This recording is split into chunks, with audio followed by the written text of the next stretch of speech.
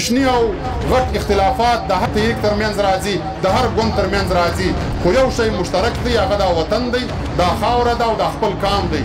وینئ که دلته په جنوبي پښتونخوا کې په ژوب کې د تېرې یوې هفتې څخه دلته مختلفه خلک د ژوب په ښار کې ګرځي نوې ارادې راوړي دي یا په چمن کې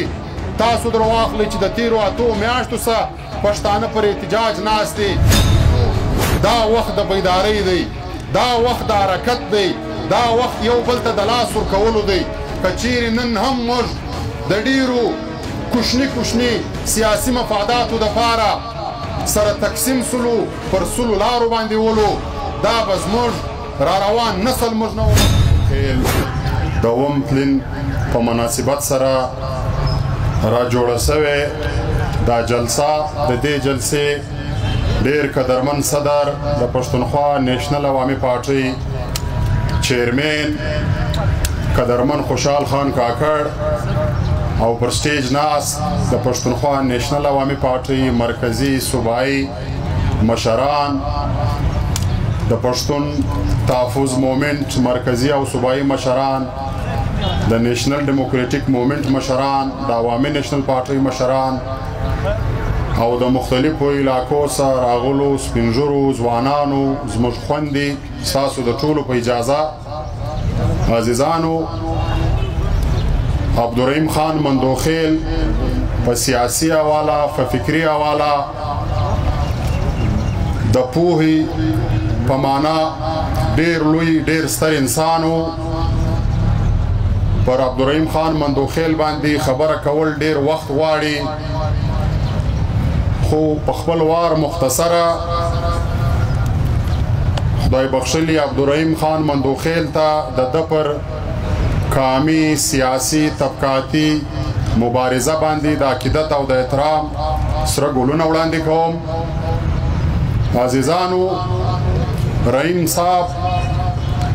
په یو سیاسي عمل کې په یو سیاسي ګوند کې په یو سیاسي تیری کې مختلفه مرحله راځي چې هغه یوار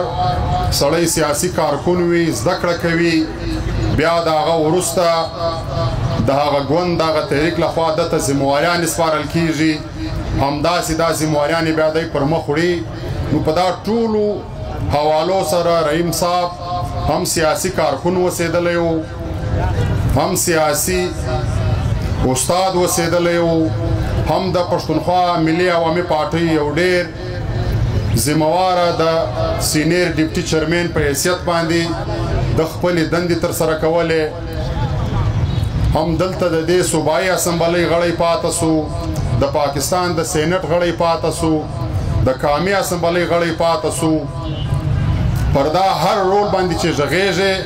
دا ځان ته یو جلا باب دی چې د صوبایي اسمبلۍ کې کوم رول وو په سینټ کې کم رولو بیا په قومي اسمبلۍ کې کم رولو خو در دې ټولو هغه مهم کار چې د وکړي هغه دا چې د جنوبي پښتونخوا ته د جنوبي پښتونخوا ځوانانو ته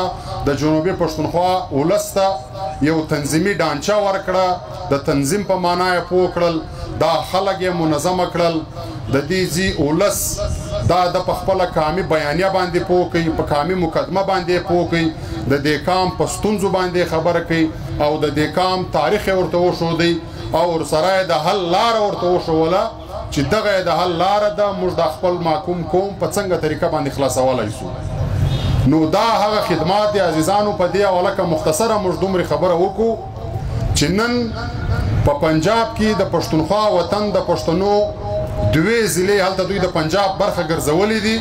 چې یوه اټک ده او بله میاوالي ده په دې کې تقریبا تر 1 کروڑ شاوخوا پښتانه دلته ژوند کوي چې دا تاریخي طور پښتانه دي نیازیان سخیل دا خلک دلته آباد دي خو د بده مرغه نن که موږ دغه دوو ولسوالیو ته ولاړ سو هلته چې هغه تاریخي پښتانه پراته دي د هغو څخه خپله پښتو مورنۍ ژبه یې رسوې ده د پښتنو رسم و رواج دود دستور عنعنات دا ځینې هېر سوي دي هغه هلته په سرایکي ژبه له تا سره غږېږي خپل هر څه تاریخ د دوی څخه پاته دی دا ولې چې دا خلکو باندې هلته خواري نه وکشل سوه دا خلکو هلته قامي سیاست نه وکوي ځکه دا خلک نن هغه تاریخي طور په موږ کې شمارل کیږي خو نور دوی ټول هلته په پنجاب په سرایکي بیلټ کې کنورټ شوي دي دلته که دا پښتانه ځوانان یا دغه پښتانه ولسونه پښتو ژبه وایي د خپل تاریخ سره ولد دي د خپل کام سره ولد دي په خپله کامي مقدمه باندې خبر دي خپل دود دستور عنعنات یې ژوندي ساتلي دي دا د رحیم صاحب غوندې د خلکو محنت دی او د دوی برکت دی چې دا خلک یې په دوی پوه کړل که چیرې زموږ په کام کې د رحیم صاحب او داسې نور خلک نه وای پیدا سوي یا دوی دغه خپله سپېڅلې مبارزه نه وای کړې نو نن به دا د جنوبي پښتونخوا ولسونه هم هغه د اټک میاوالي د خلکو رقم وای چې د خپل هر څه به موږ نه خبره ولای نو عزیزانو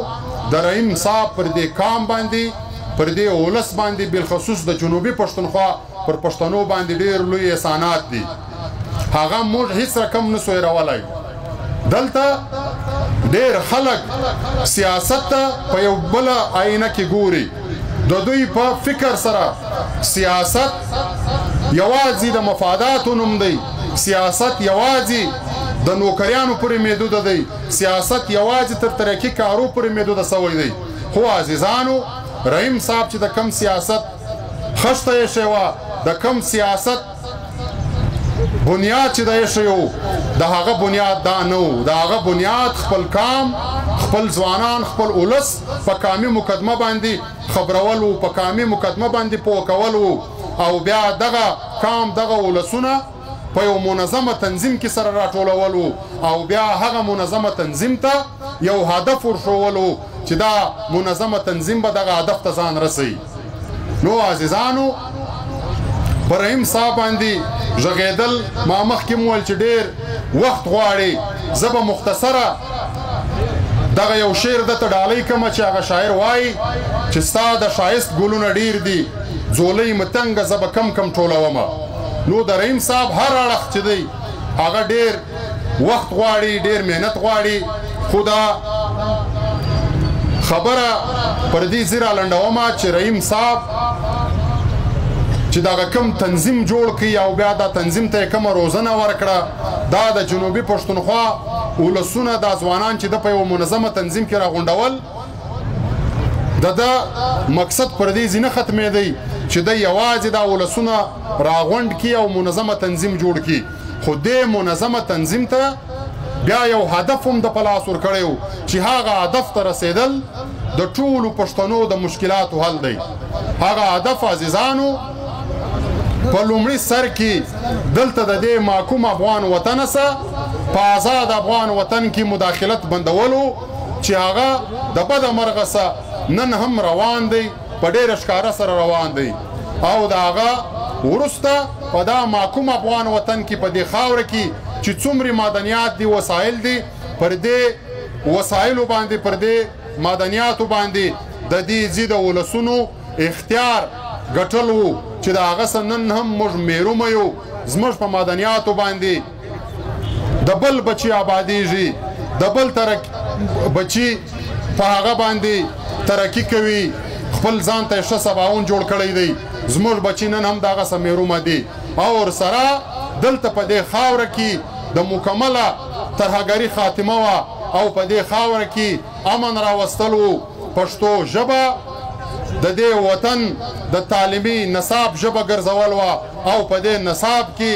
خپل د اتلانو تاریخ اچولو همداسې عزیزانو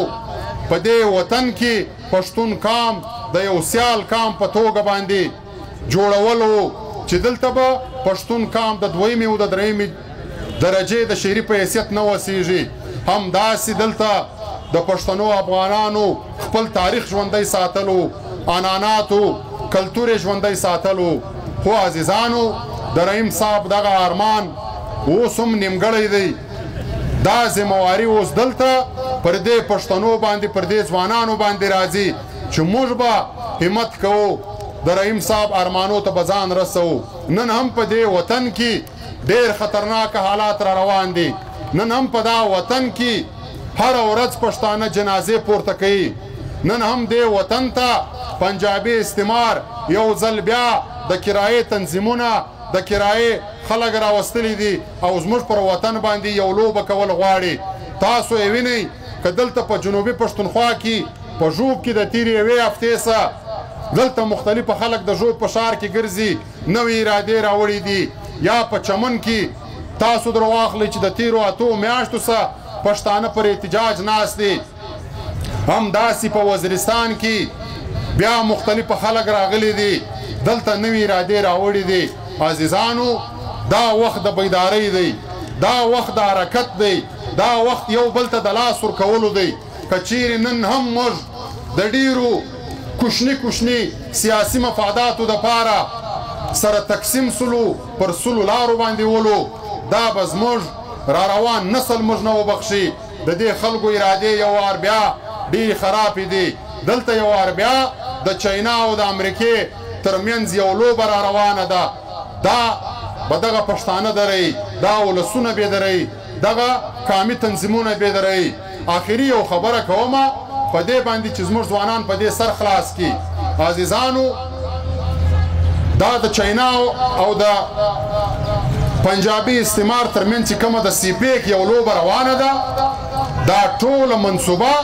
د دغه سیپیک پر لوبه باندې جوړه ده. چاینا په دې کې ډېر غټ مفادات لري. چاینا چې دا وخت د عربو څخه کم تیل اخلي یا د کومو ملکو سره تجارت کوي، 14,000 کیلومتره سفر کوي. بیا د بل ملک څخه شی خپل ملک ته راوړي یا خپل د ملک سامان چې دی بار استوي، نو دا 14,000 کیلومتره سفر دی کوي. خو چاینا چې دغه د سیپیک لاره جوړه کړي، بیا دا 14,000 کیلومتره سفر را لنډیږي، پر 3,000 کیلومتره باندې درېږي. هم په دغه 10,000 کیلومتره سفر یو لنډیږي، بل په 10,000 کیلومتر مځکه کې یا په د اوبو کې د مختلفو ملکو سمندري حدود بارډران دي، نو هلته دغه ټیکسو صدی بچاویږي، دا ټیکسونه ور بچتیږي. بله ګټه په دې کې دا ده چې د دې لارې په ترو باندې د سنټرل ایشیا سره خپلې اړیکې، خپل تجارت کول غواړي. نو چاینا د دې دپاره لګیا ده تر هر حده پورې ځي. بلې خواته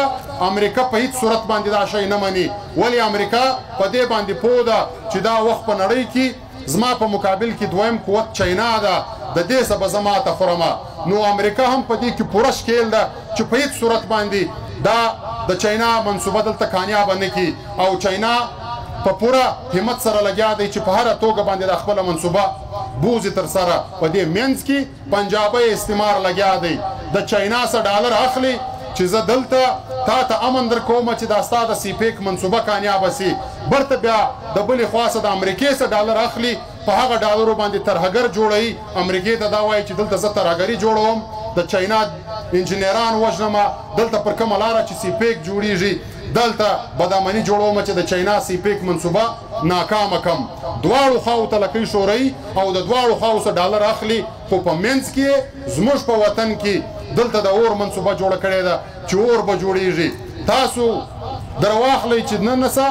2.5-3 کاله مخکې په افغانستان کې کم بدلون رالی، دا هم د دې نتیجه وه، د دې سیاست نتیجه وه، چونکې دوی غوښتل چې دا د سیپیک په حدودو کې بدامني جوړه کړي. نو عزیزانو، دې ته به موږ راویښیږو. اوس یې دلته زموږ په وطن کې دا منصوبه روانه کړې ده. پنجابي استعمار به د دواړو خواو څخه ډالر اخلي او په پښتونخوا وطن کې به هره ورځ دماکي بدامني به وي. بیا به دی په مختلفو بهانو راځي، اپریشنونه به وي، په اپریشنو کې به د پښتنو عزتونه لیلام کیږي، د پښتنو کاروبار به بندیږي، پښتانه به جنازې پورته کوي. نو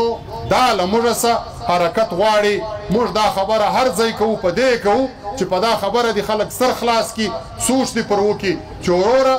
کوچني او ډېر کوچني او غټ اختلافات د هر طریق ترمنځ راځي، د هر ګوند ترمنځ راځي، خو یو شی مشترک دی، هغه دا وطن دی، دا خاوره ده او دا خپل کام دی. نو لہذا تر ټولو اول د دې کام، د دې وطن، د دې خاورې دپاره تر هر کم سیاسته بالاتره راسه یوار پر یو څو ایجنډو باندې د دې وطن دپاره سره یو سو، او دا د ملي شهید ایجنډه وه چې هر ځای به یې ویل پښتون نیشنل ایجنډه. نو راسې پر دا نیشنل ایجنډه یو وار یو سو، وطن وژغورو، بیا د هر چا خپل سیاست مبارک، د هر چا خپل تنظیم مبارک. خو که وطن غلامو په وطن کې بدامني وله، نو نه ته سیاست کولی سې، نه موږ کولی سو. دا وطن ته په بدامنۍ راځي، نه یو سیاسي لیډر را پرېږدي، نه یو سیاسي کارکون را پرېږدي، نه یو ښه عالم را پرېږدي، نه یو ښه ادیب را پرېږدي، نه د سکول ماسټر، نه پروفیسر را پرېږدي. دا داسې یو اور بلول غواړي چې چې په دا اور کې به ټول پښتانه ټول پښتونخوا وطن سوځي. نو راسي عزیزانو، نه د اسمانه فرشتې راځي نه نور خلک راځي. اول وطن، د وطن بعد بیا خپل تنظیمونه، خپل سیاسي تګلاره. نور ستاسو وخت نه اخلمه، ستاسو یو جهان مننه. په آخر کې یو ځل بیا خدای بخښلي عبدالرحیم خان مندوخیل ته د ده پر سیاسي، قامي، انقلابي او طبقاتي مبارزه باندې د عقیدت او د احترام سره ګلونه وړاندې کوم. ډېره مننه.